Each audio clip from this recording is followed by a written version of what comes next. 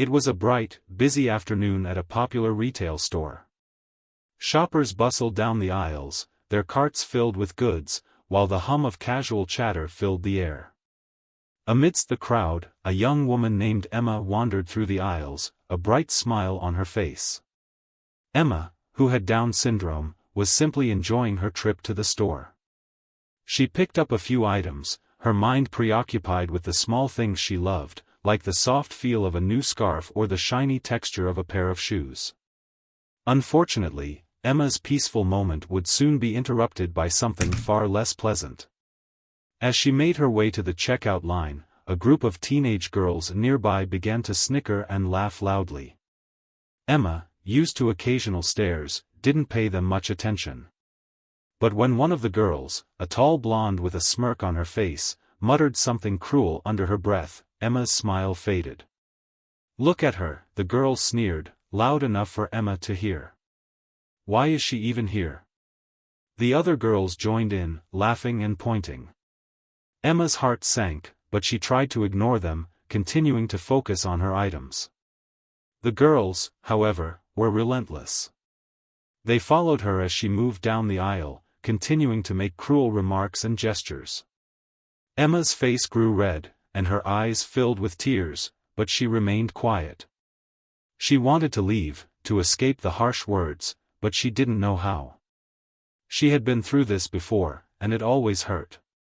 The bullies were getting closer, their laughter becoming more cruel, when something unexpected happened. A figure emerged from behind a shelf, drawing the attention of the entire store. It was Clint Eastwood, his presence undeniable even in such a busy setting. Clint, who had been quietly shopping, had overheard the taunts and seen what was happening.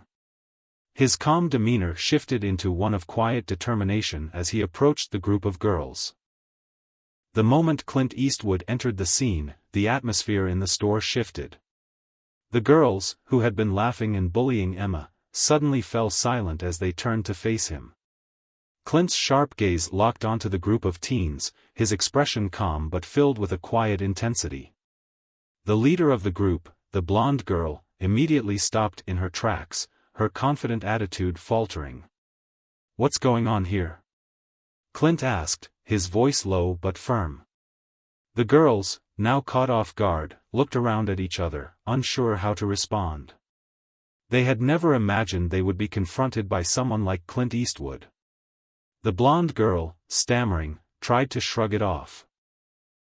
Nothing," she said quickly, looking anywhere but at Clint. "We were just talking." But Clint wasn't having it. He looked down at Emma, who had stepped back, her eyes wide and filled with gratitude, and then turned back to the girls. "You know, bullying is never okay," Clint said quietly, his voice carrying a weight that immediately commanded attention. "You should be ashamed of yourselves." The girls shifted uncomfortably, their bravado evaporating under Clint's gaze. The store had gone completely silent, with all eyes now on the confrontation. Emma, still trying to hold back tears, found herself unable to speak, but she looked up at Clint with a mix of surprise and awe. For a moment, she forgot about the cruel words she had just heard, feeling a sense of safety and respect in the presence of Clint Eastwood. The group of girls stood frozen, unsure of how to respond. They had never been challenged like this before, especially not by someone as iconic and respected as Clint Eastwood.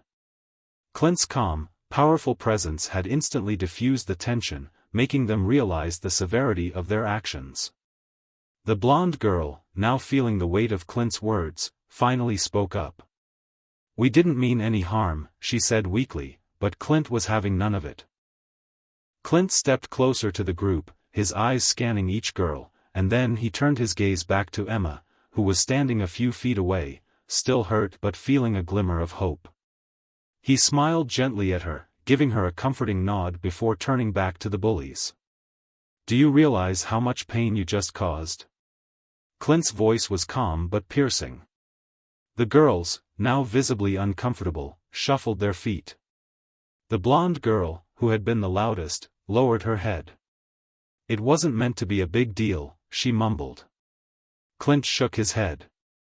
That's the problem with people like you. You don't think before you speak, and you never consider the damage your words can do. He paused for a moment, allowing the weight of his words to sink in.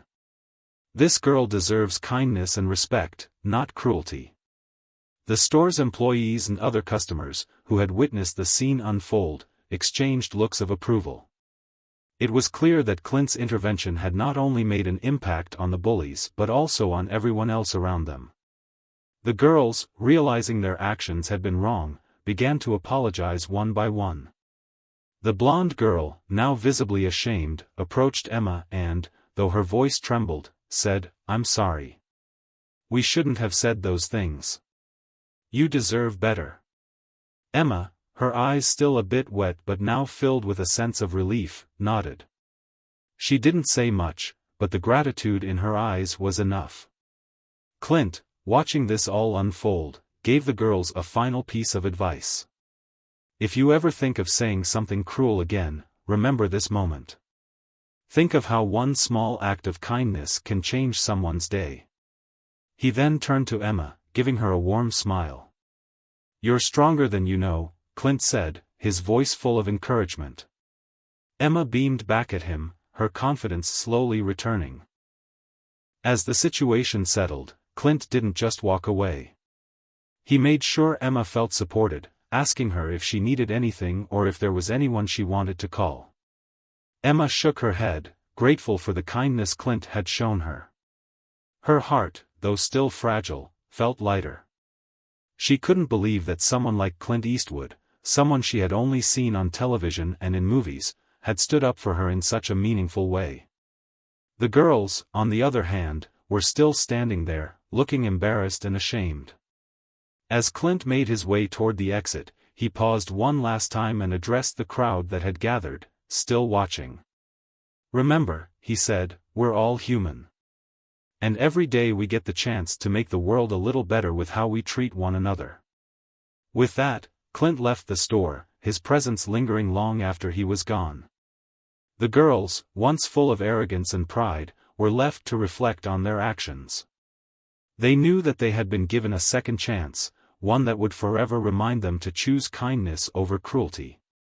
And as for Emma, the kindness Clint had shown her stayed with her long after the incident, helping her build a newfound sense of confidence and strength. The story of Clint's intervention spread quickly, and soon enough, it was shared across social media and news outlets. People from all over praised Clint for his kindness and for taking a stand against bullying. Emma, who had been at the center of it all, found herself surrounded by messages of support and love from strangers, many of whom shared their own experiences of being bullied.